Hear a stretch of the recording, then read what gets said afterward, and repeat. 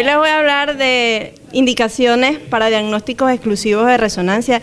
Es un tema un poco difícil de organizar porque ninguna guía te lo dice, pero bueno, la mayoría de las indicaciones de la resonancia de los pacientes que le voy a hablar es indicación clase 1 y algunos indicación clase 2 para el diagnóstico.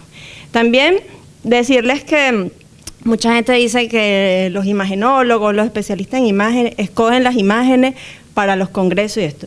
Todas las imágenes que les voy a presentar, que son algunas bastante llamativas, son todos pacientes que he hecho en los 3 años que tengo de resonancia, no haciendo resonancia es que me entrené, así que no son pacientes rebuscados, sino casi todos se han convertido en mi día a día. Entonces, bueno, voy a hablarles primero de dolor torácico y resonancia magnética, y lo voy a hacer de forma práctica con pacientes. Este es un paciente masculino de 26 años de edad, sin factores de riesgo para enfermedad arterial coronaria, que consulta la emergencia 24 horas después de haber sido picado por un insecto en la mano izquierda y presenta dolor torácico. En el electrocardiograma de ingreso tiene un bloqueo aquí incompleto de rama derecha y una elevación del ST en la cara anteroseptolateral. Los marcadores estaban positivos. En el ecocardiograma ya se veía que tenía una disquinesia apical. Se hizo una tomografía coronaria, no tenía enfermedad coronaria significativa. Bueno, y me llama el doctor José Miguel, bueno, ¿qué será? ¿Será una miocarditis? ¿Será un infarto con coronarias normales? Bueno, hicimos la resonancia.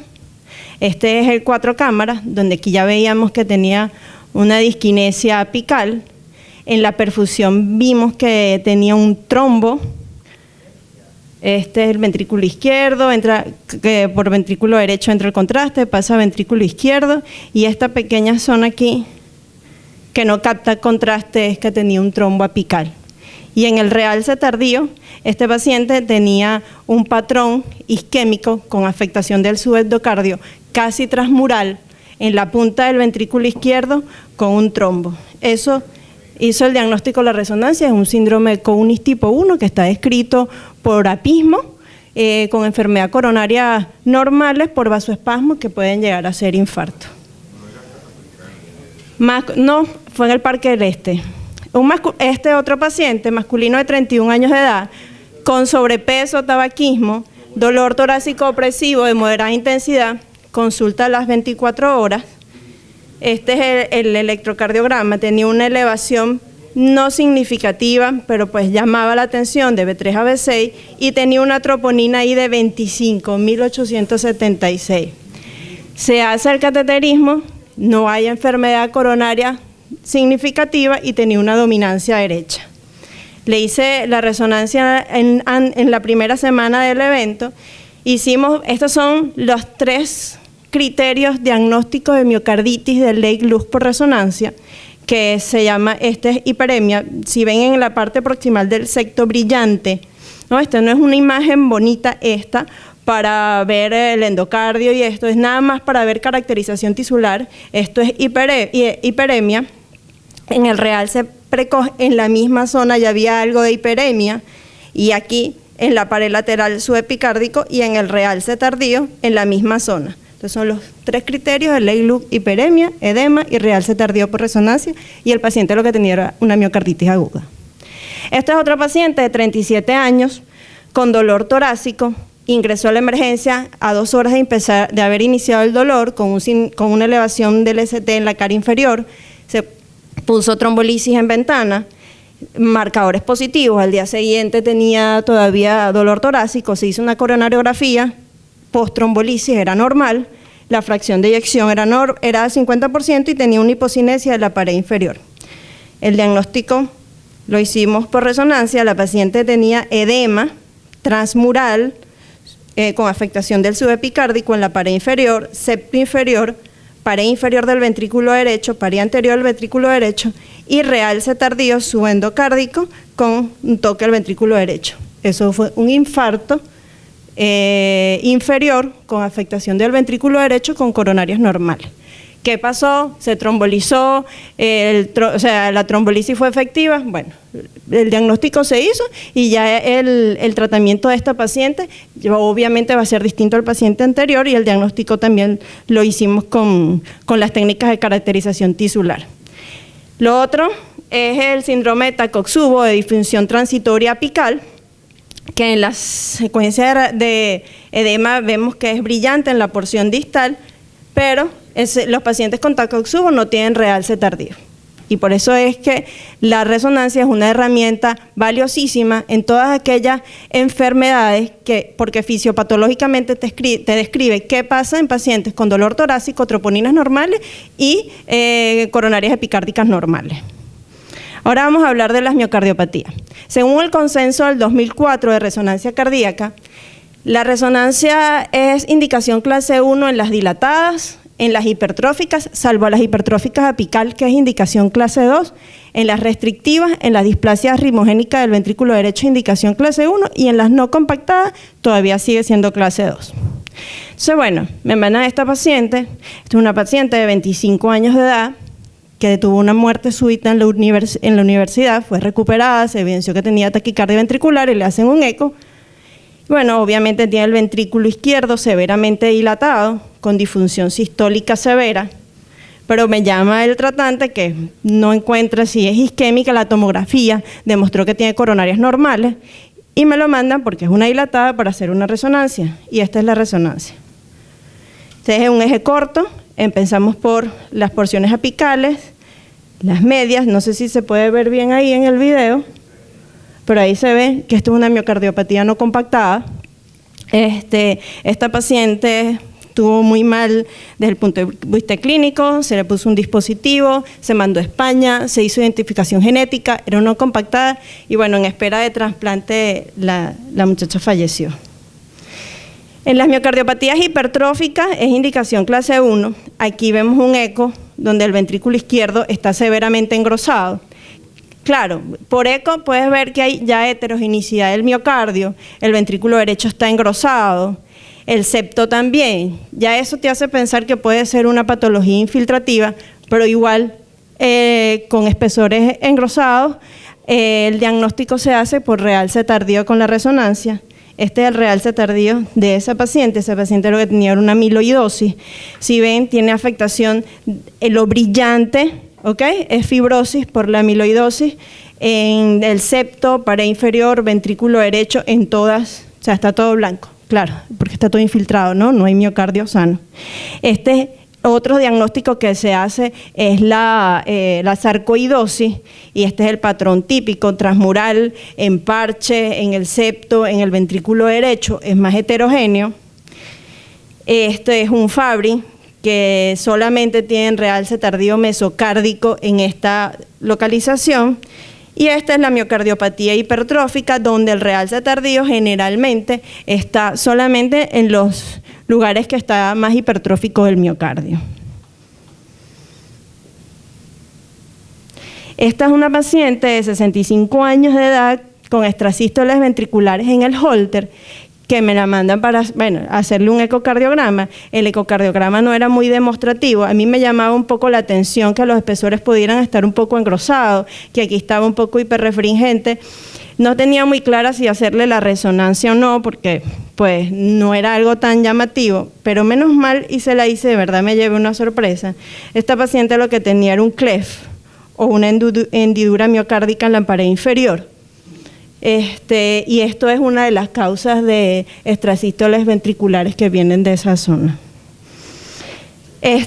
Para la evaluación del ventrículo derecho, ya sabemos que la resonancia es indicación clase 1 porque podemos dar fracción de eyección, volumen diastólico y volumen sistólico. Esto es un paciente con una displasia ritmogénica del ventrículo derecho, que aparte que tenía disfunción sistólica del ventrículo derecho, estaba severamente dilatado y tenía una disquinesia aquí, una aneurisma en la pared lateral, que son 3 de los criterios diagnósticos para displasia. Otra cosa es que la resonancia nos permite evaluar, porque hay alrededor de 15 o 20% de las miocardiopatías no compactadas que tienen afectación del ventrículo derecho, y el diagnóstico también se hace por resonancia. Bueno, ahora en masas y pericardio.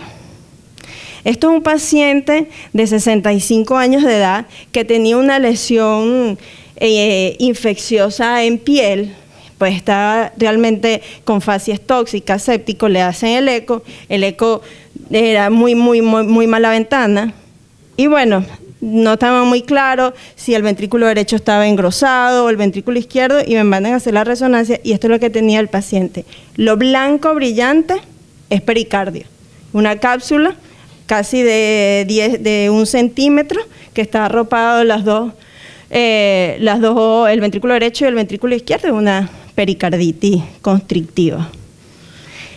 Masas. Estos son nada más 3 pacientes de los 18 pacientes que tengo una serie desde estos 3 años, y la mitad tienen correlación anatomopatológica, o sea, que es frecuente. Sí. Sí, la verdad en mi entrenamiento nada más hice una paciente con un mixoma, pues, y en 3 años me han llegado 18 pacientes. Pero bueno, la resonancia te permite no solo hacer una orientación espacial para el cirujano, sino también te ayuda a la identificación etiológica del tumor. Es por las características, por resonancia es un mixoma. Esto fue un angiosarcoma de ventrículo derecho y esto fue un fibroma. Nos ayuda mucho otras secuencias que bueno, no lo puse por el tiempo. Y esta es una secuencia, un corte especial del mixoma que estaba en 4 cámaras, simplemente para que el cirujano pues tenga una orientación espacial y vea las relaciones, y desde el punto de vista quirúrgico lo ayudemos. Esta es una paciente con una miocardiopatía dilatada, una paciente isquémica que me mandan para ver fracción de eyección, y esto pasa con la mitad de los pacientes. Yo no tenía el eco, y cuando hacemos la perfusión, esto es un trombo organizado en el ventrículo izquierdo. Eso no se ve por eco. Me ha pasado porque son a veces pacientes míos que cuando, mire, este es el ventrículo izquierdo, todo paciente así aneurismático, la mitad tiene trombo. Y bueno, este realza tardío que nos permite identificar que no hay captación de contraste en el trombo que está todo organizado aquí en el septo. Esto es una paciente con una fibrosis endomiocárdica. El eco nos parecía igual que esto, le hicimos la resonancia y, para sorpresa, porque eso no lo íbamos a ver de otra forma, tiene un trombo también aquí, en la punta del ventrículo izquierdo, que es uno de los criterios también de fibrosis endomiocárdica.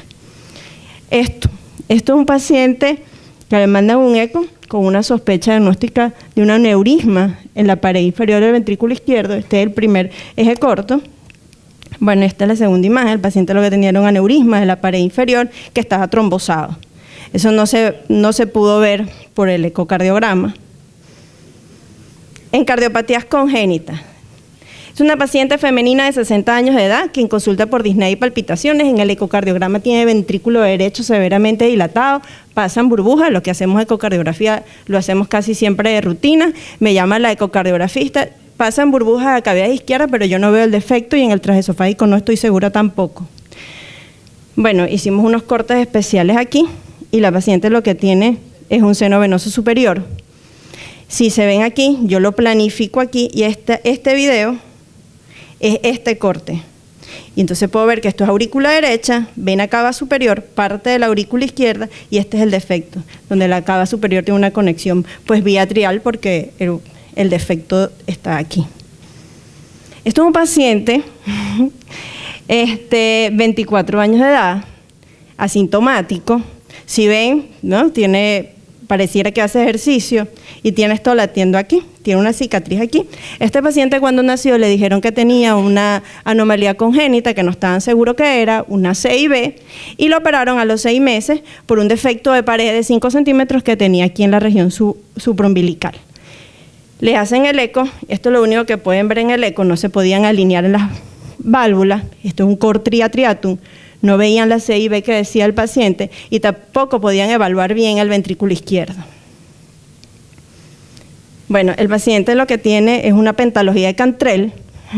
No, esto sí no es muy común, pero lo que quiero ser demostrativo es que que la resolución espacial de la resonancia nos permite evaluar, aparte de las cardiopatías congénitas, cualquier anomalía, por ejemplo, del tórax que hace que el corazón esté en alguna ubicación un poco rara. El ventrículo de este paciente, la punta está a nivel pélvico, tiene un cor triatriatum, una CIB, una válvula aórtica bicúspide, que la calculamos